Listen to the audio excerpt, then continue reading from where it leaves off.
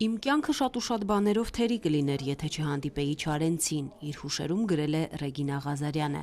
Չլինեի նրա մտերիմը եւ որ ամենակարևորն է, ոչնչացումից չփրկեի բանաստեղծի 1936-ից 37 թվականների գրած եւ իր կողմից նամակ հանձնարարականով ինձ վստահված անտիպների զգալի մասը։ Չարենցի ձեռագրերի պահպանումը իմ ամենանվիրական ծառայությունն եմ համարում հայ ժողովրդին։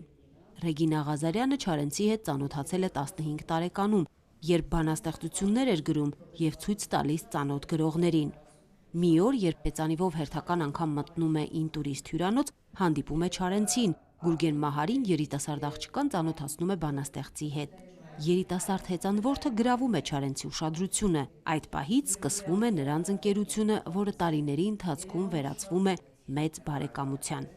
Պատահական չէ, որ Չարենցն իր ամենաթանկ մասունքները վստահում է Ռեգինային, իսկ երբ ձերբակալում են Իզաբելային, նա էլ երեխաների խնամքն է հանձնում այս կնոջը։ Մինչև Մոսկվա ուսանելու մեկնելը Ռեգինան 1 տարի խնամում է Արփենիկին եւ Անահիտին։ Շատ սիրում էինք նրանց տուն գնալ, որովհետեւ ինքը միշտ համով բաներ էր ունենում եւ մեզ լավ հյուրասիրում էր։ Իհարկե կյանքի վերջում հենց 99 թվականի երբ մահացավ, դրանից առաջ թանգարանի նվիրեց մի փոքր թուղթ, մաշված, բավական ծալծլված, որի վրա ես եւ քույրս գրել էինք սիրելի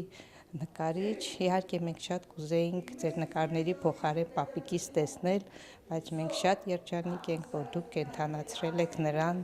ձեր նկարներում։ Եվ որ ես հարցնում էի, Ռեգ ջան, այդ ոնց արեցիր, էլի, բա որ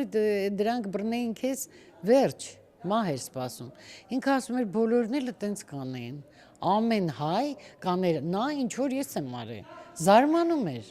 Գեղանկարչական ու գրաֆիկական գործեր, վրձիններ, հոդվածներ, նրան առնչվող տարբեր անձնական իրեր։ Ռեգինայի համար ամենաթանկ վայրում, Չարենցի տուն թանգարանում փորձել էին վերհիշել նրա անցած ուղին, կրկին վերարժևորել նրա անգնահատելի վաստակը։ Սերել է Մամիկոնյանների ազնվական տոհմից, դաստիարակվել մտավորականների ընտանիքում։ Բանասեր կինոգետ Արծվի Բախչինյանն ափսոսում է, որ ժամանակին չի ձայնագրել Ռեգինա Ղազարյանի հետ ունեցած իր բազմաթիվ զրույցները։ Չափազանց համեստ, չափազանց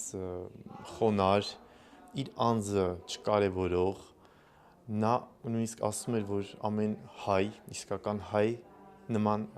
բան կարող էր անել իր կյանքի ընթացքում, չնայած շատ քչերին դա այդ խիզախությունը եւ պատասխանատվությունը վիճակված էր։ Խունացած թերթեր, հողով լցված կարաս, Ռեգինա Ղազարյանին նվիրված ցուցահանդեսում Չարենցի տուն թանգարանի աշխատակիցները փորձել էին վերականգնել ձեռագրերը թաքցնելու եղանակը։ Այստեղ է նաև նրա բազմաթիվ շքանշաններով զարդարված անթև բաճկոնը։ Այս պարգևներին նա արժանացել է հայրենական պատերազմի ժամանակ իր օդաչուական սխրանքների համար, ինչպես հուշերում է խոստովանում, ամեն առաջադրանք կատարելիս աղոթում էր, որ ողջ մնա, որպեսզի մի օր կարողանա հողի տակից հանել եւ հանրությանը վերադարձնել Չարենցի անտիպները։